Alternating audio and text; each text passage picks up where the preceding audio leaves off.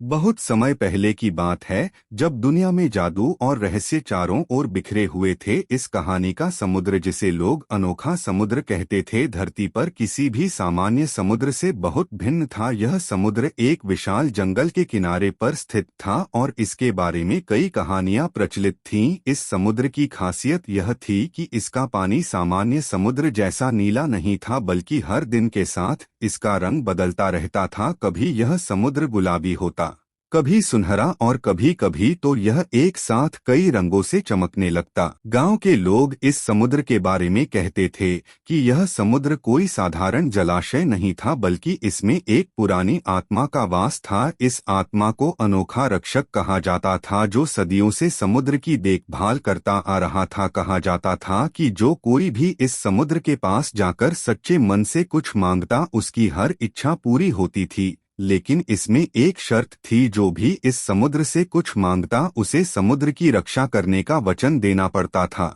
गांव के कुछ बड़े बुजुर्गों का मानना था कि इस समुद्र के नीचे एक पूरा छुपा हुआ नगर बसा हुआ है, जो सैकड़ों साल पहले समुद्र की गहराई में समा गया था। इस नगर के निवासी किसी समय बहुत विद्वान और शक्तिशाली थे, लेकिन एक दिन उन्होंने अपनी शक्ति का दुरुपयोग किया, जिससे समुद्र की आत्मा क्रोधित हो गई और उसने पूरा नगर अपने अंदर समा लिया। अब वह नगर और उसके निवासी समुद्र की गहराई में कैद थे और तभी मुक्त हो सकते थे जब कोई सच्चा नायक उनकी सहायता के लिए आएगा।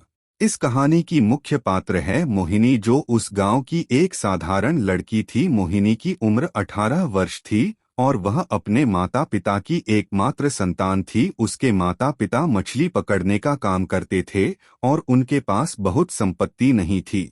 फिर भी वे संतुष्ट थे, लेकिन मोहिनी हमेशा अपने माता पिता की कठिनाइयों को देखकर चिंतित रहती थी। वह चाहती थी कि किसी तरह वह अपनी माँ और पिता को एक आरामदायक जीवन दे सके।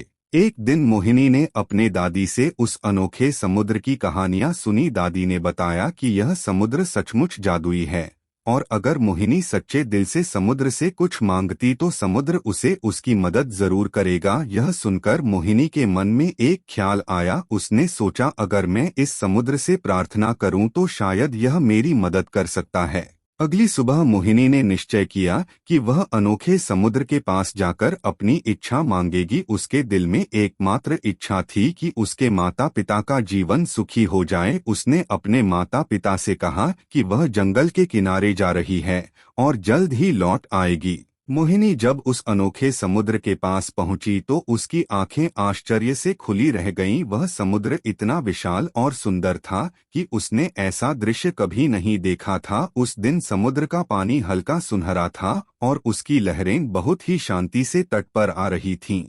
समुद्र की चमक ऐसी थी जैसे सैकड़ों सूरज मिलकर इस पर अपनी रोशनी बिखेर रहे हों। मोहिनी ने समुद्र के किनारे जाकर धीरे से पानी में हाथ डाला और आंखें बंद करके प्रार्थना की है, अनोखे समुद्र, मैं तुम्हारे पास एक साधारण लड़की के रूप में आई हूँ। मेरे माता पिता बहुत मेहनत करते हैं, फिर भी उन्हें जीवन में सुख नहीं मिल पाता। क्या तुम मेरी मदद कर सकते हो? क्या तुम मेरे माता पिता को खुशहाल जीवन दे सकते हो? कहानी के अनुसार अगर कोई सच्चे दिल से प्रार्थना करता तो समुद्र की आत्मा उसे उत्तर देती थी। कुछ देर तक मोहिनी चुपचाप खड़ी रही, फिर अचानक समुद्र की लहरें बढ़ने लगीं। पानी में एक हल्की सी हलचल हुई और कुछ ही पल में समुद्र की लहरें उसकी ओर आईं। मोहिनी ने देखा कि लहरों के साथ एक चमकती हुई शिला किनारे पर आ गई। उस शिला पर एक अजीब सा चमकदार पत्थर लगा हुआ था। पत्थर के अंदर अजीब रोशनी थी जो रह रहकर बदलती रहती थी।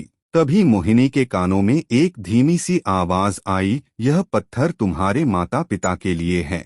इसे अपने घर ले जाओ और जहाँ भी इसे रखोगे वहाँ समृद्धि आएगी, पर ध्यान रखना इस पत्थर को कभी मत खोना और इसे सिर्फ अपने माता पिता की भलाई के लिए इस्तेमाल करना। मोहिनी ने खुशी खुशी उस पत्थर को उठाया और घर की ओर लौट आई। जब उसने अपने माता पिता को यह पत्थर दिखाया और समुद्र के अनोखे रक्षक की कहानी सुनाई तो वे पहले तो हैरान हुए, पर मोहिनी की बातों पर विश्वास करते हुए उन्होंने पत्थर को घर के एक सुरक्षित कोने में रख दिया। धीरे धीरे अजीब तरीके से उनके जीवन में परिवर्तन आने लगा। जहां पहले मछलियां कम मिलती थीं, अब उनके जाल हमेशा भरे रहते। उनके काम में उन्नति होने लगी और गांव में उनकी स्थिति बेहतर होती चली गई। उनका घर अब संपन्न हो चुका था और मोहिनी के माता पिता बहुत खुश रहने लगे। मोहिनी ने महसूस किया कि समुद्र की आत्मा ने उसकी प्रार्थना सुनी और उसकी मदद की। समय बीतता गया और मोहिनी के परिवार का जीवन सुखमय होता चला गया।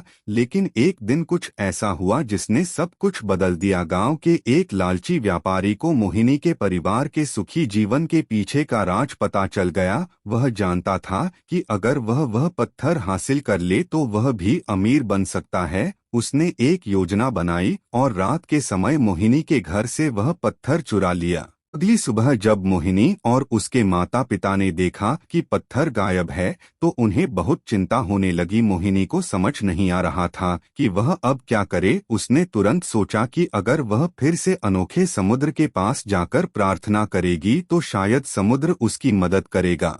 इस बार समुद्र की लहरें बहुत जोरों से उठीं और एक अजीब सी आवाज आई, मोहिनी, यह तुम्हारी परीक्षा थी। जो तुम्हारे पास था वह हमेशा तुम्हारा था। लेकिन दुनिया में ऐसे लोग भी होते हैं जो दूसरों की खुशी देखकर उसे छीनने की कोशिश करते हैं। अब समय आ गया है कि तुम अपने हृदय की शक्ति से लड़ो और उस पत्थर को वापस पाओ। समुद्र की आत्मा ने मोहिनी को एक संकेत दिया कि वह व्यापारी को कैसे हराए। मोहिनी ने साहस के साथ योजना बनाई और उस लालची व्यापारी का सामना किया। उसने गांव के लोगों की मदद ली और व्यापारियों के अन्य गुप्त काले कारनामों को भी उजागर किया। जल्द ही गांव के लोग भी मोहिनी के साथ हो गए और व्यापारी को पकड़ लिया। व्यापारी ने अपनी गलती मानी और पत्थर लौटाया। मोहिनी ने वह पत्थर फिर से समुद्र को लौटाने का निश्चय किया। उसने समुद्र के पास जाकर कहा, हे अनोखे रक्षक, तुमने मुझे जो दिया मैं उसका आदर करती हूँ, लेकिन अब यह पत्थर मैं तुम्हें लौटा रही हूँ क्योंकि मुझे समझ आ गया है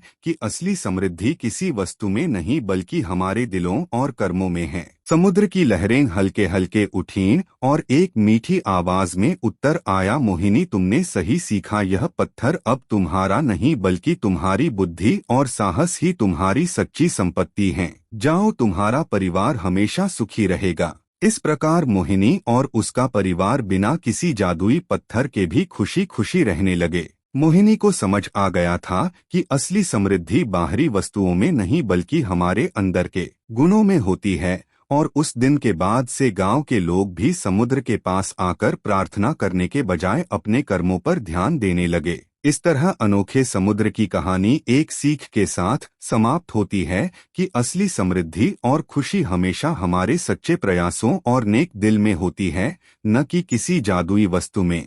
वीडियो पसंद आए तो लाइक, शेयर, सब्सक्राइब करें।